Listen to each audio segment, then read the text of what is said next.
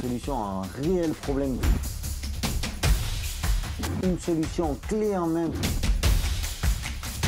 Une dernière info que j'ai reçue entre le script et le tournage.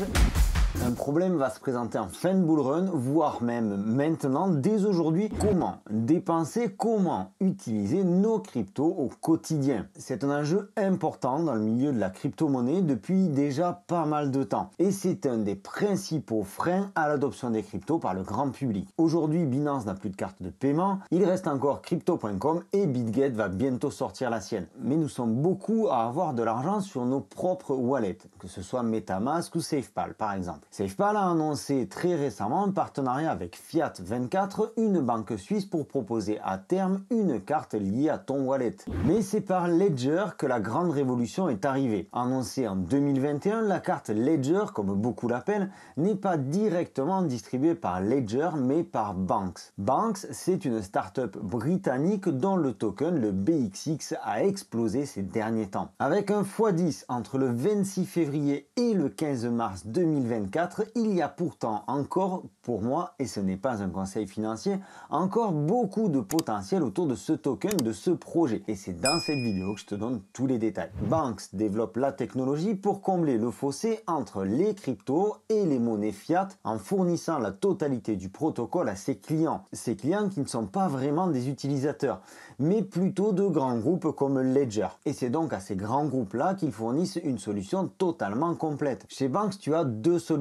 La solution par carte de paiement qui est fournie par Mastercard ou une solution par IBAN. Et si le cours du BXX a explosé, c'est parce que le partenariat avec MetaMask, le wallet le plus utilisé au monde, a été révélé au grand public. L'idée, c'est vraiment de fournir à ces groupes comme Ledger, comme MetaMask, une solution clé en main pour que les clients puissent dépenser leurs cryptos. Aujourd'hui, Banks est clairement leader sur le marché. Alors c'est plutôt étonnant de ne pas en avoir entendu parler plus que ça. Et pourtant, ça s'explique assez simplement. On est dans le milieu de la crypto. Ce milieu qui, malgré tout, nécessite de faire les choses dans le cadre. Banks est régulé par la FCA au Royaume-Uni et aujourd'hui, Banks attend encore que l'État français, par exemple, veuille bien se prononcer quant à sa demande de PSAN. D'où le retard dans les distributions de carte Ledger. Et oui, avant de crier au scandale ou à l'arnaque, faut vraiment connaître un peu tous les éléments du dossier. D'ailleurs, merci à la team du Telegram BXX francophone. Je te pose pour toi le lien dans la description si tu veux en savoir plus. Au passage, tu peux t'abonner, ça soutient la chaîne.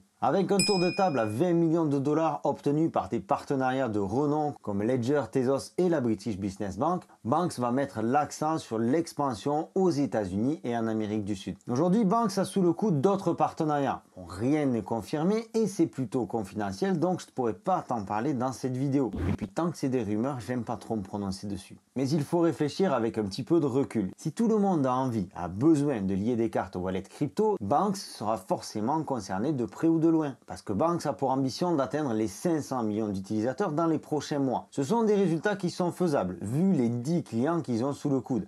Sachant qu'ils ont déjà Opera avec 300 millions d'utilisateurs et One Inch Wallet avec 1 million, en plus de MetaMask et ses 25 millions d'utilisateurs. De notre côté, Coinbase a intégré Banks dans son réseau Trust, un programme qui met en lien et répertorie certaines entreprises triées sur le volet et ayant des liens de près ou de loin avec la crypto et qui souhaitent orienter l'univers de la crypto vers une mise en conformité globale. On retrouve notamment PayPal, USDC, Nexos ou encore Gemini.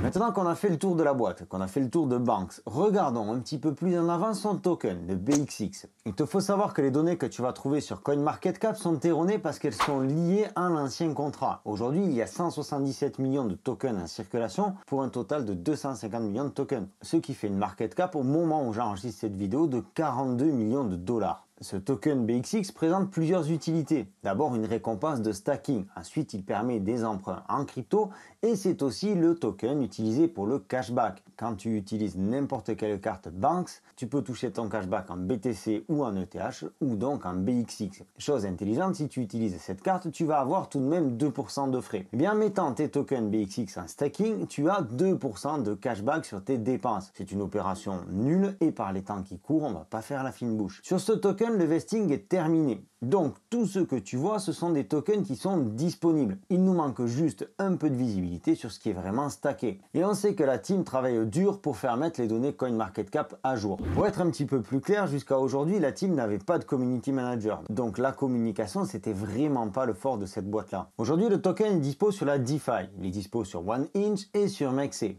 là où je l'ai acheté. Autant te dire qu'il est listé quasiment nulle part. Ce token, j'en ai déjà parlé il y a plus d'1 an sur mon canal Telegram, alors qu'il était à 0,07 $. À ce moment-là, le token a explosé puisqu'on était en plein dans la narrative de Ledger, puis la hype est retombée. Ensuite, il y a eu le bear market et une longue traversée du désert, donc c'était vraiment pas évident. Jusqu'à il y a quelques jours et cette fameuse news avec MetaMask. Alors, est-ce qu'il va nous faire pareil dans l'avenir s'il y a d'autres partenariats qui sont annoncés? Quelles sont les ambitions de Banks et quel est le potentiel du token BXX? Déjà, le contexte est différent. Fini le bear market, on est en bull run. Donc, il y a davantage de soutien pour les projets de la part des investisseurs. Ce que je te dis dans cette vidéo n'engage que moi. Et ce n'est pas un conseil financier, je t'invite à faire tes propres recherches et à prendre tes propres décisions. Je ne serai pas responsable de tes gains ni de tes pertes. On peut espérer un listing sur un exchange de tier 1 avant la fin 2024. Il se murmure que ce serait Coinbase. Assez logique finalement. Les cartes, quant à elles, devraient arriver au fur et à mesure, en fonction des régulations de chaque pays, ce qui devrait propulser davantage le token. Une dernière info que j'ai reçue entre le script et le tournage, un mécanisme de burn vient d'être mis en place sur le token pour réduire l'offre, augmentant ainsi la valeur des tokens restants. Pour moi, ce token a un potentiel à 3 $, voire à 10 $. Je sais que ça te paraît fou,